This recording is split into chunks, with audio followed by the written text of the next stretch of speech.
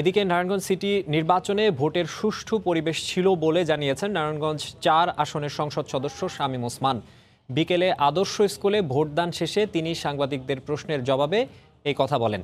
তিনি বলেন, নৌকার পক্ষে কাজ করেছি, জয় নৌকাই পাবে।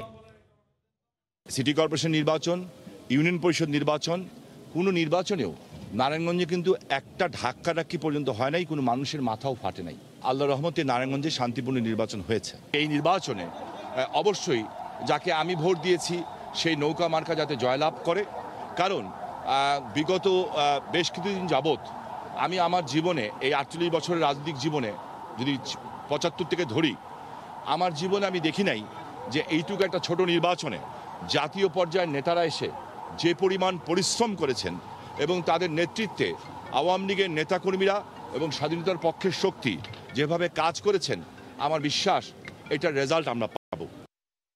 এতক্ষণ ছিলাম নারায়ণগঞ্জ সিটি কর্পোরেশন নির্বাচন নিয়ে সময় সংবাদের বিশেষ আয়োজন ভোটের আলাপে। এর ফাঁকে আমাদের সঙ্গে রিটার্নিং কর্মকর্তার কার্যালয় থেকে ভোট গণনার সবশেষ খবর জানাচ্ছিলেন মার্জিয়া মুমো। এই মুহূর্তে নারায়ণগঞ্জের রিটার্নিং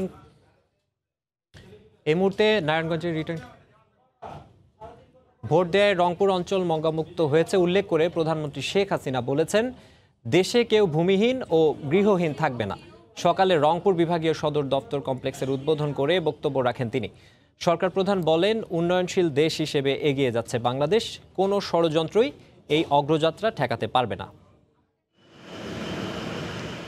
এক ছাদের নিচেই বিভাগীয় প্রশাসনের সব অফিস রেখে 10 তলা অত্যাধুনিক ভবন। দেশের 8টি বিভাগের মধ্যে প্রথম বিভাগীয় এই সদর দপ্তর করা হয়েছে রংপুরে। প্রশাসনিক বিকেন্দ্রীকরণ ও এক জায়গা থেকে সব রকম সেবা দিতে বর্তমান সরকারের সুদূরপ্রসারী পরিকল্পনার সফল বাস্তবায়নের লক্ষ্যে প্রথম নির্মিত বিভাগীয় সদরের উদ্বোধন করেন প্রধানমন্ত্রী শেখ হাসিনা। রোববার সকালে গণভবন থেকে ভার্চুয়াল মাধ্যমে যুক্ত হয়ে উদ্বোধনী অনুষ্ঠানে প্রধানমন্ত্রী বলেন, মানুষের মৌলিক চাহিদা পূরণে তৃণমূল মানুষের কাছে সব সেবা পৌঁছে দেওয়ার লক্ষ্যেই এমন উদ্যোগ নিয়েছে সরকার। কুড়িগ্রামে কৃষি বিশ্ববিদ্যালয় করে দিচ্ছি, লালমনিরহাটে আমরা অ্যাভিয়েশন অ্যান্ড এয়ারস্পেস ইউনিভার্সিটি তৈরি করে দিচ্ছি, আমরা রংপুরে বেগম রোকেয়ার জন্মস্থান পায়রাবন্ধ, সেখানে তার নামে একটা কমপ্লেক্স এবং ট্রেনিং সেন্টারও করা হয়েছে এবং রংপুর বিশ্ববিদ্যালয়ে বেগম রোকেয়ার নামই আমরা করে দিয়েছি। প্রধানমন্ত্রী তার সরকারের বিভিন্ন উন্নয়ন কর্মকাণ্ড তুলে ধরে বলেন, নৌকায় ভোট দিয়েছে বলেই রংপুর অঞ্চলের মানুষ মঙ্গামুক্ত হয়েছেন। 2001-এ বিএনপি ক্ষমতা এসে আবার এই অঞ্চলে মঙ্গা শুরু হয়। নৌকা মার্কায় ভোট দিয়েই কিন্তু রংপুরবাসী এই সব সুযোগ সুবিধাগুলি পেয়েছেন, সেটা বোধহয় ভুললে চলবে না। ভূমিহীনদের খুঁজে বের করতে প্রশাসন ও জনপ্রতিনিধিদের তাগিদ দিয়ে বলেন, দেশে কোনো ভূমিহীন থাকবেন না। উন্নয়নশীল দেশ হিসেবে এগিয়ে যাওয়ার কথা উল্লেখ করে প্রধানমন্ত্রী বলেন, কেউ আর এই অগ্রযাত্রা বাধাগ্রস্ত করতে পারবে না। আমার লক্ষ্য হচ্ছে এই দেশে কোনো ভূমিহীন মানুষ থাকবে না। এই উন্নয়নশীল দেশ হিসেবে আমাদের আরও এগিয়ে যেতে হবে, সে পরিকল্পনা আমি করে দিয়েছি। আজকে আমাদের লক্ষ্য হচ্ছে যে 2041 সালের মধ্যে বাংলাদেশ উন্নত সমৃদ্ধ দেশ হবে। তার জন্য আমরা 2021 থেকে 2041 প্রেক্ষিত পরিকল্পনা প্রণয়ন করেছি, এটাও বাস্তবায়ন হবে ইনশাল্লাহ। সকল উপজেলা, জেলা ও বিভাগীয় শহরে একই ছাদের নিচে সকল সেবা দেওয়ার লক্ষ্যে সরকার এমন কমপ্লেক্স নির্মাণ করবে বলেও জানান প্রধানমন্ত্রী। প্রসূন আশিস, সময় সংবাদ, ঢাকা। পদ্মা সেতু প্রকল্পে চলছে শেষ মুহূর্তের প্রস্তুতি। এগিয়ে নেওয়া হচ্ছে কার্পেটিং সহ খুঁটিনাটি কাজ। যান চলাচল স্বাভাবিক রাখতে সেতুর দুই পাড়ে তৈরি হচ্ছে সড়ক নেটওয়ার্ক। এগিয়ে চলছে নদী শাসনও। এরই মধ্যে মূল সেতুর অগ্রগতি প্রায় 96% আর সার্বিক অগ্রগতি 89.5%। নাসির উদ্দিন উজ্জ্বলের রিপোর্ট, ছবি তুলেছেন আবু সাইদ। দক্ষিণাঞ্চলের কোটি কোটি মানুষের ভাগ্য বদলে দেওয়ার পদ্মা সেতু চালু হচ্ছে চলতি বছরেই, তাই সেতুর জৌলুস ছড়াচ্ছে চারিদিকে। নতুন বছরে বিশেষ উদ্যমে চলছে সেতুর শেষ পর্যায়ের কাজ। সেতুটি খুলে দেওয়ার আশায় এখন দিন গুনছেন পদ্মা পাড়ের মানুষ। সেতুর কাজ শেষ হয়েছে, অধিকাংশ শেষই। ইসের কাজ শেষ, প্রান্তের কাজ শেষ। দক্ষিণাঞ্চলের কোটি কোটি মানুষের উপকার হবে। পদ্মা সেতু হওয়ার ফলে সমৃদ্ধি নিঃসন্দেহে আসবে। সেতুর পাশাপাশি সেতুতে ওঠানামা করা সহ যান চলাচল স্বাভাবিক রাখতে সড়ক নেটওয়ার্ক তৈরির কাজও এগিয়ে চলছে।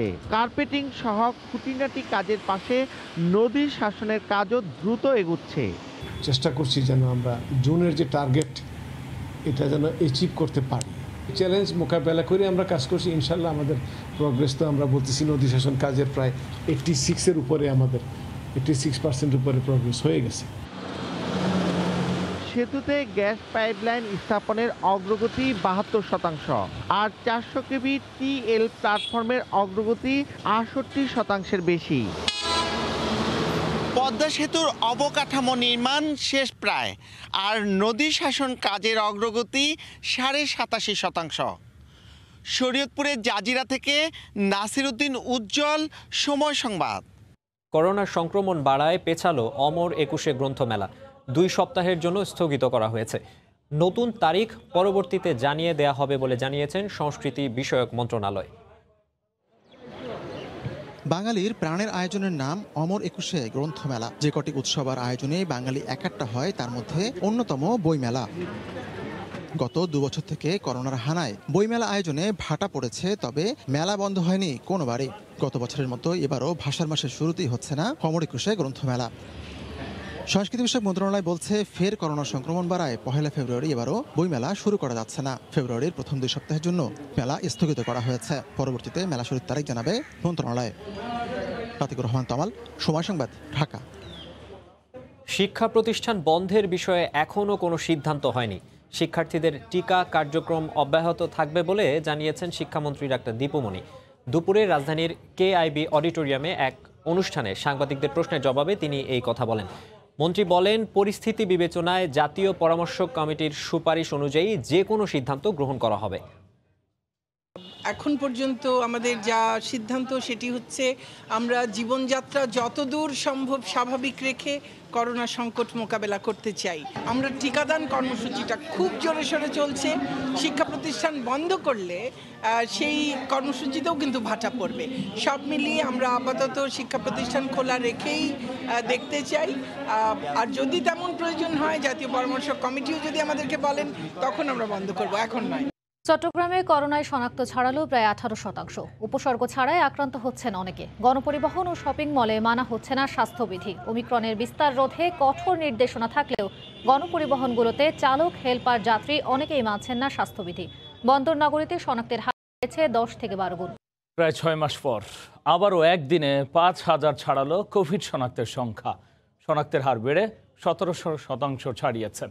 বিকেলে স্বাস্থ্য অধিদপ্তরের সংবাদ বিজ্ঞপ্তিতে জানানো হয়, কোভিড সংক্রমিত হয়ে গত 24 ঘন্টায় প্রাণ হারিয়েছেন 8 জন, আর নতুন আক্রান্ত শনাক্ত হয়েছেন 5,222 জন, যা আগের দিনের তুলনায় 51% বা 1,775 জন বেশি। এর আগে সর্বশেষ গত বছরের 24 আগস্ট একদিনে 5,000-এরও বেশি রোগী শনাক্ত হয়েছিল। মালয়েশিয়ায় নতুন করে বিদেশি কর্মী নিয়োগের তারিখ ঘোষণা করেছে দেশটির সরকার। আগামী 28 জানুয়ারি থেকে প্ল্যান্টেশন খাতে ওয়েবসাইটের মাধ্যমে আবেদন করা যাবে বলে নিশ্চিত করেছে দেশটির মানব সম্পদ মন্ত্রণালয়। এছাড়া অন্যান্য খাতে আবেদন করা যাবে আগামী 15 ফেব্রুয়ারি থেকে। মালয়েশিয়া থেকে বিস্তারিত মোহাম্মদ আব্দুল কাদেরের রিপোর্টে।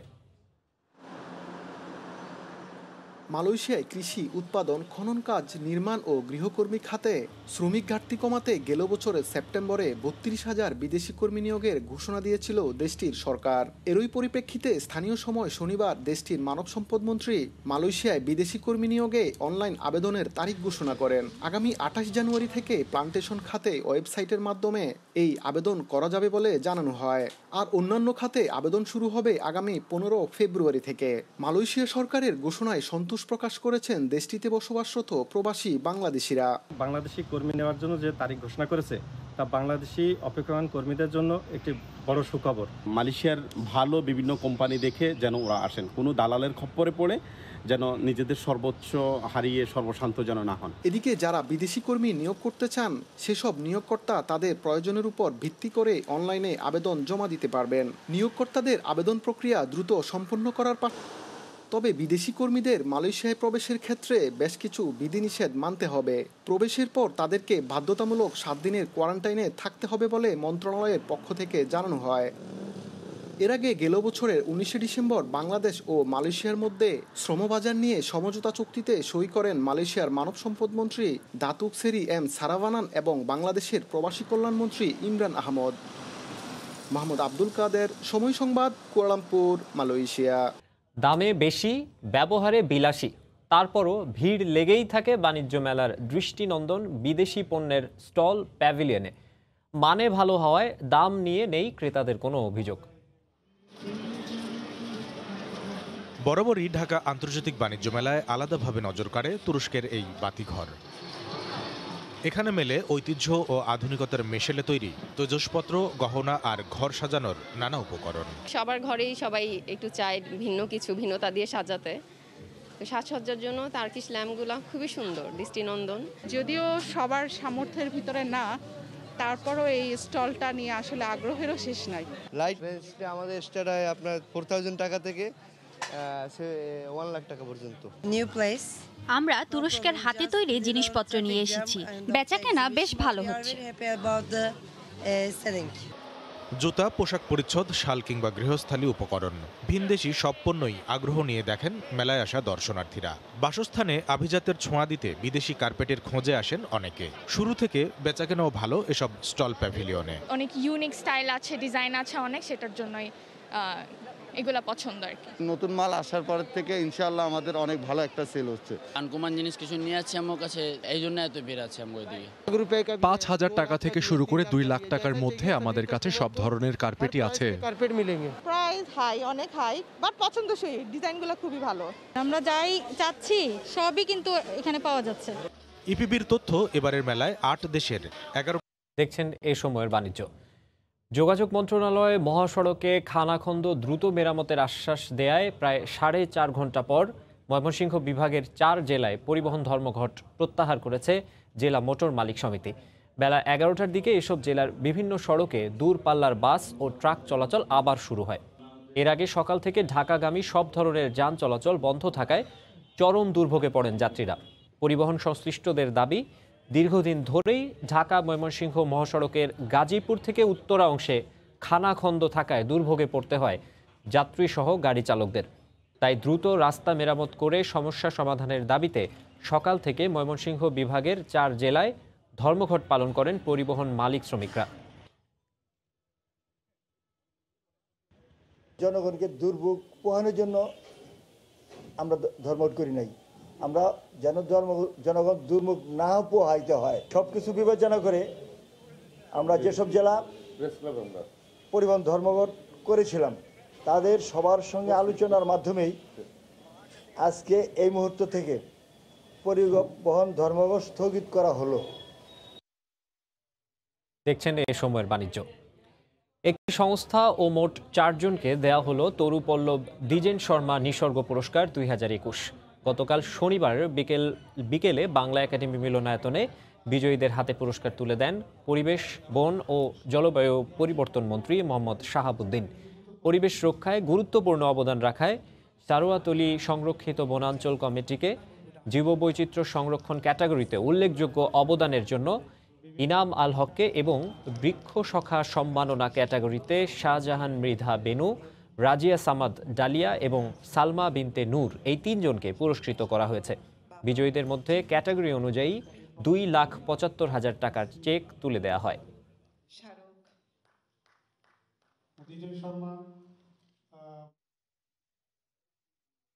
ইসলামী ব্যাংকের ব্যবসায় উন্নয়ন সম্মেলন উদ্বোধন করা হয়েছে।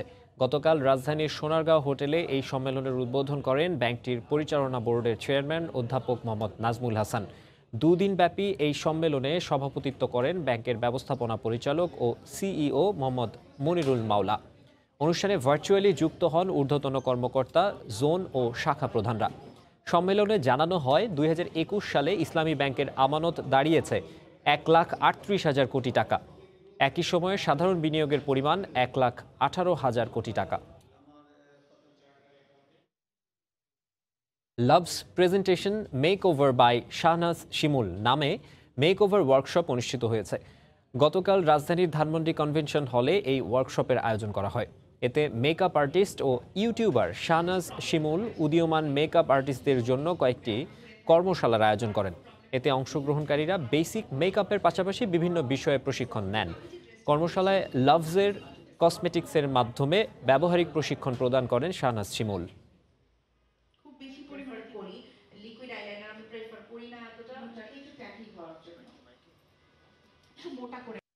দেখছেন এই সময়ের বাণিজ্য। পর্যটক সমাগমের পাশাপাশি চাহিদা থাকায় খাগড়াছড়িতে গড়ে উঠছে ইকো রেস্তোরাঁ। প্রকৃতি বান্ধব এসব রেস্তোরাঁ পর্যটকদের পছন্দের শীর্ষে। শহর থেকে কিছুটা দূরে গড়ে ওঠা এসব রেস্তোরাঁ থেকে প্রকৃতি দর্শনের পাশাপাশি ক্ষুদ্র নৃগোষ্ঠীর ঐতিহ্যবাহী খাবার দর্শনার্থীদের আকৃষ্ট করছে। জিতেন বড়ুয়ার তথ্য ও ছবি নিয়ে রিপোর্ট। সম্প্রতি খাগড়াছড়িতে পর্যটকদের আগমন বেড়েছে। প্রতি মাসে অন্তত 30,000 পর্যটক ভ্রমণে আসছেন। এতে মাসে লেনদেনও হচ্ছে 10 কোটি টাকার মতো। আর পর্যটক সমাগম বাড়ায় গড়ে উঠছে একের পর এক ইকো রেস্তোরাঁ। শহর থেকে কিছু দূরে প্রকৃতির কাছাকাছি এসব পরিবেশ বান্ধব রেস্তোরাঁ গড়ে উঠছে। ক্ষুদ্র নৃগোষ্ঠীর ঐতিহ্যবাহী খাবারের পাশাপাশি এখানে বিভিন্ন ধরনের খাবার পরিবেশন করা হয়। এসব রেস্তোরাঁর প্রতি পর্যটকদের আকর্ষণও বেশি। প্রাকৃতিক এবং নৈসর্গিক পরিবেশ অত্যন্ত মনোরম। পাহাড়ি কিছু খাবার দাবার বাঙালি খাবারের থেকে সম্পূর্ণ ডিফারেন্ট। শহরের মানুষ এসেও এখানে প্রকৃতির ছোঁয়া অনুভব করতে পারবে। এখানে প্রকৃতি, ফুল, হচ্ছে গাছপালা সবকিছু আমরা দেখতে পাচ্ছি, সবগুলো মানে সুন্দর। নতুন নতুন ইকো রেস্তোরাঁ গড়ে ওঠায় বেকার যুবকদের কর্মসংস্থানও তৈরি হচ্ছে। জব থাকার কারণে নিজেও চলতেছে এবং আমার ফ্যামিলিও চলতেছে। টাকা পয়সা দিয়ে পড়ালেখাও চালাতে পারছি আর আমার পরিবারকে চালাতে পারছি। উদ্যোক্তারা বলছেন, শহরের গণ্ডির বাইরে প্রকৃতির কাছাকাছি এসব রেস্তোরাঁ গড়ে তোলায় পর্যটকদের জন্য বাড়তি আকর্ষণ তৈরি করছে। রেস্টুরেন্টে আছেন একদিকে আর প্রকৃতিটাকে উপভোগ করার জন্য মনোরম পরিবেশ দেখেন, এই জন্য প্রকৃতিটাকে উপভোগ করার জন্য এখানে তাদের দিন দিন আগ্রহতা বাড়ছে। এনভায়রনমেন্টটা হচ্ছে এমন একটা জায়গায় হবে যে জিনিসটা হচ্ছে পুরোপুরি ন্যাচারাল, যে জিনিসটা ওটা হচ্ছে একটু অন্যরকম টাইপের হবে। তো আমরা হচ্ছে মনে করি আমরা সাকসেস। জেলা সদরে প্রায় 50টি ইকো রেস্তোরাঁ গড়ে উঠেছে। সরকারিভাবে ঋণ সুবিধা পেলে এ ধরনের রেস্টুরেন্ট আরও বাড়বে বলে মনে করছেন সংশ্লিষ্টরা। সময় সংবাদ, খাগড়াছড়ি।